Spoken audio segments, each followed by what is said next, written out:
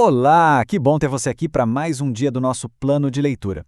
Hoje, no dia 16, a gente vai mergulhar em 3 textos que juntos trazem uma luz incrível sobre como a gente pode encarar os momentos mais difíceis da vida. E para guiar nossa conversa, a gente parte de uma pergunta que, cedo ou tarde, todo mundo enfrenta, né? Diante da tragédia, da perda, o que realmente importa? As leituras de hoje vão nos dar uma resposta em 3 partes bem poderosas. Vamos lá? Então vamos começar com o primeiro texto, lá em Lucas 13. E ele já chega com tudo, nos colocando de cara com tragédias da vida real e quebrando algumas ideias que a gente costuma ter sobre sofrimento e justiça. Imagina a cena. Chegam para Jesus contando 2 notícias terríveis. A primeira, um ato de violência política. Galileus que foram brutalmente assassinados por Pilatos. E a segunda, um acidente, uma fatalidade. A torre de Siloé caiu e matou 18 pessoas. A pergunta que estava no ar era: nossa, será que eles eram piores que os outros para merecerem isso? E a resposta de Jesus é surpreendente. Ele desmonta essa ideia de que a tragédia é um tipo de medidor do pecado de alguém. Em vez de especular sobre os outros, ele vira o espelho para quem está ouvindo e diz: olha, o foco não é o pecado deles. O foco é a sua própria vida. A questão é o arrependimento, e é urgente. E essa tensão continua quando a cena muda para uma mulher que sofria há 18 anos e é curada no sábado. O líder da sinagoga fica indignado, sabe? Para ele, a regra do sábado foi quebrada. Mas Jesus mostra outra lógica. A compaixão não pode esperar. A libertação de alguém é muito mais importante que a regra. Então a primeira parte da nossa resposta está aqui. Diante da fragilidade da vida, o que realmente importa não é ficar julgando a dor dos outros.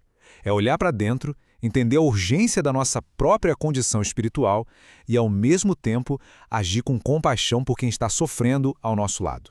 Agora vamos para a nossa segunda leitura, que muda um pouco o foco. A gente sai de eventos públicos para entrar num momento de perda mas muito pessoal na vida de Abraão. A história começa com a morte de Sara, aos 127 anos. E o que a gente vê é um Abraão que, mesmo de luto, como marido, precisa agir como um líder, com um propósito claro no meio da sua dor. É impressionante ver a conduta de Abraão aqui. No meio de um luto profundo, ele lidera uma negociação pública, oferecem a ele a terra de presente, um gesto de honra, mas ele recusa. Ele insiste em pagar o preço justo para garantir que aquela herança seja legal, permanente para sua família. Que integridade, né? E aqui está a segunda parte da nossa resposta.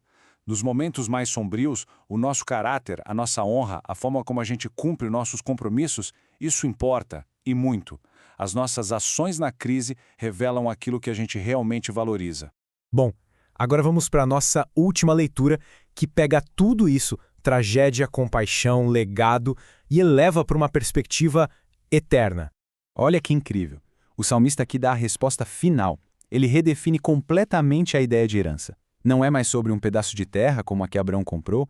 A herança suprema, o bem mais precioso que alguém pode ter, é o próprio Deus. E essa é uma herança que não se compra com prata. É um conjunto de promessas para quem faz de Deus o seu maior tesouro. Inclui sabedoria, segurança, alegria e, no fim das contas, a vitória sobre a própria morte. É uma herança que nenhuma tragédia, nenhum acidente pode roubar. E o ponto central é esse: a alegria de verdade, a segurança que não abala, não depende do que acontece do lado de fora. Depende da presença de Deus. É essa a herança que nos sustenta, não importa a perda ou a dificuldade. Muito bem. Agora vamos juntar as 3 peças dessa resposta poderosa que as leituras de hoje trouxeram para a gente. O que a gente pode levar de hoje é essa compreensão em camadas, sabe? Nossa caminhada diária exige essa compaixão urgente, um coração pronto para se voltar para Deus. Nossa vida precisa ser construída sobre a rocha da integridade.